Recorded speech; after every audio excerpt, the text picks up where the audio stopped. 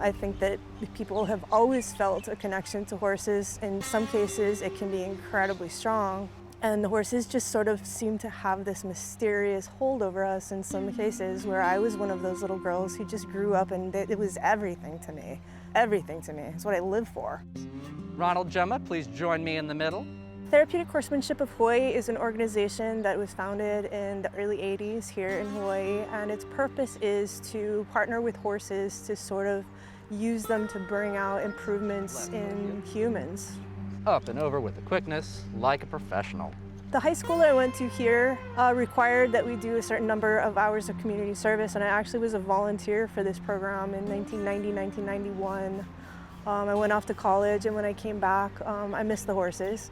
And so I looked the organization up, and it was still around, operating under different management. And so I came back in as a volunteer and just kind of through attrition, eventually became the executive director, much to my surprise.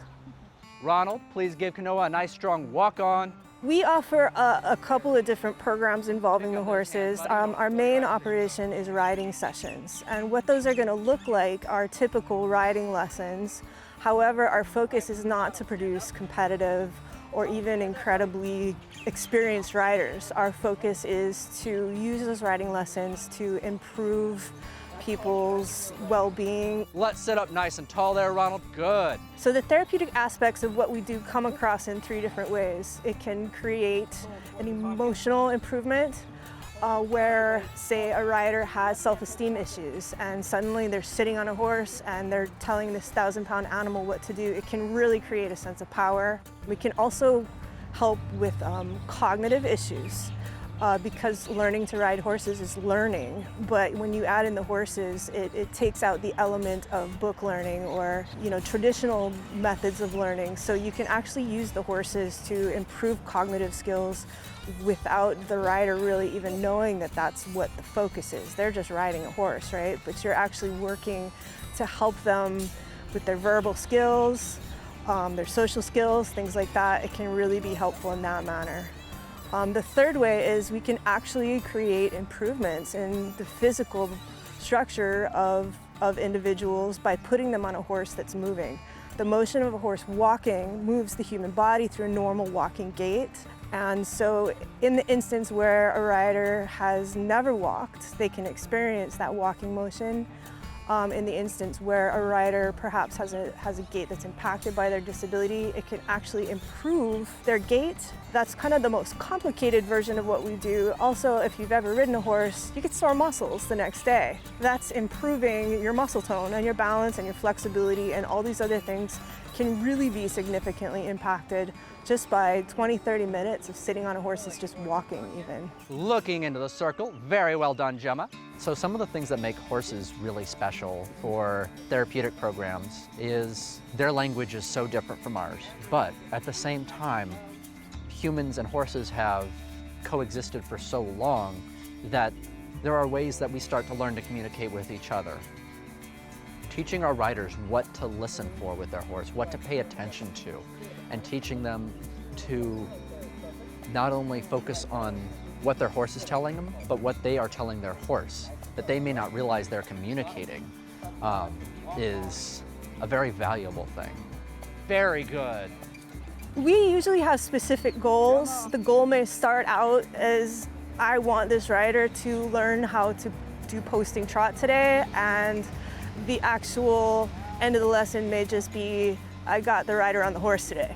The nature of the riders we work with is that we're constantly looking out for their health and their happiness rather than, am I going to get this skill across to this rider today? That is not important to us as much as, is this rider feeling better, healthier, happier at the end of the lesson?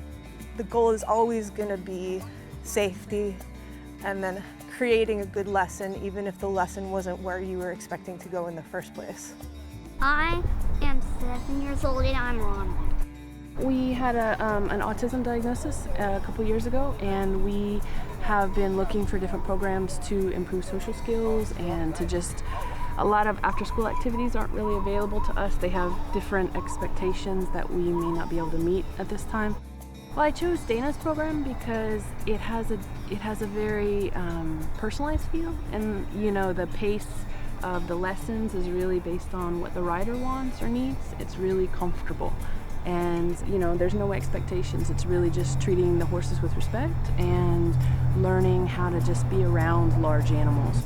Sid is my favorite horse. Ronald has different needs from some of our other riders.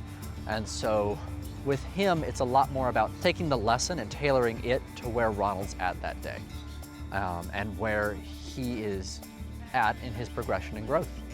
When Ronald started, he wasn't very communicative. Now we do have him talking more with his horses, which has been wonderful to see. It's really good because you don't think it's possible, you know, these are large animals, they're high up, and his focus is pretty good. It's much better than I thought it would be, and it teaches him balance. It teaches him to multitask at the same time, which is a hard skill to learn. The fact that he's excited to go every day, you know, that he gets up, you know, Saturday mornings we could sleep in, but he's excited to come here, and it's a long drive, and so he really enjoys it, and, you know, it's a good program.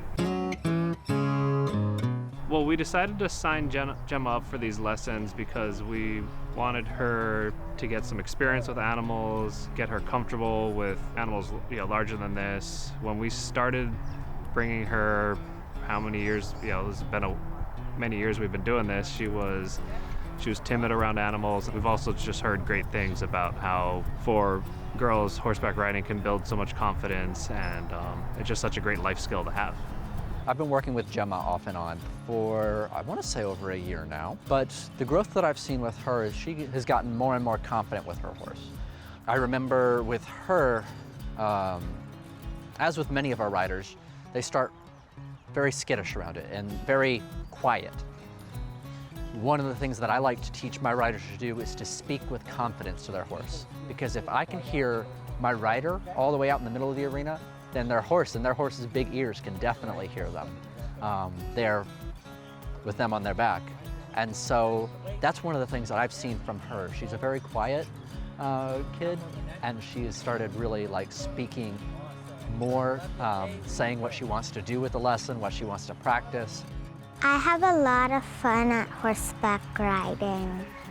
My favorite part is trotting on the horses. It's when the horse runs and you have to encourage them to keep running until you have to stop. Our horses need to be calm, patient, and mentally healthy enough to tolerate all of these riders and benefit them in the end. So we do spend a lot of time and effort to make sure that our horse herd is as healthy, as happy, and as ready to go to work as they possibly can be. Whoa, whoa, that was enthusiastic. So one rider in particular that we have in our riding program is young woman Kayla, who she's in her early 20s, just has this great personality, good attitude towards everything, makes everybody laugh when she's around. I look forward to it because it's something that I love doing and it makes me happy and I enjoy it. And it brings out my attitude, which is feeling happy. She's also in a wheelchair, so you know, we have our wheelchair mounting ramp. We're able to get her up and down on that, and she's just got incredible upper body strength, so she's able to assist a lot with her mounts and dismounts, makes it quite easy. Enjoy the connection and the relaxation of how the horse moves, and it makes me feel like I'm moving with the horse, and it makes me feel like I'm walking. I do like brushing them, and then I just like giving them like scratches and stuff to, you know, help them relax.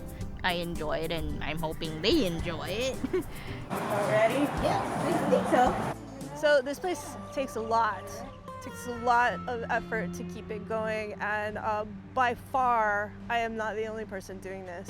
Even though we only have one other full-time staff member, over 100 hours per week of service are provided by our volunteers. Volunteers do everything from scrubbing water buckets to feeding, to instructing lessons, to leading sidewalking and helping with the kids. We have a really strong community in that way. To me, home means the place where you can be yourself. where you get to be as weird, as loud as you want to be, and everyone around you still loves you and accepts you. And that's really the place that we've tried to create here. We call ourselves a bunch of weirdos, and it's true. And we appreciate everybody's personality quirks, as long as that quirk isn't drama. We have all different types of people here, and everyone is welcome to be here as long as they recognize the creed that we will be kind and generous to each other. And that to me is home, luckily, because I spend more time here than anywhere else. But that is the community, I think, above and beyond all that we tried to make here, is that yes, it is home, and yes, you're okay, and we will take care of you if you need help, and you will help us, and we will all appreciate each other for doing that.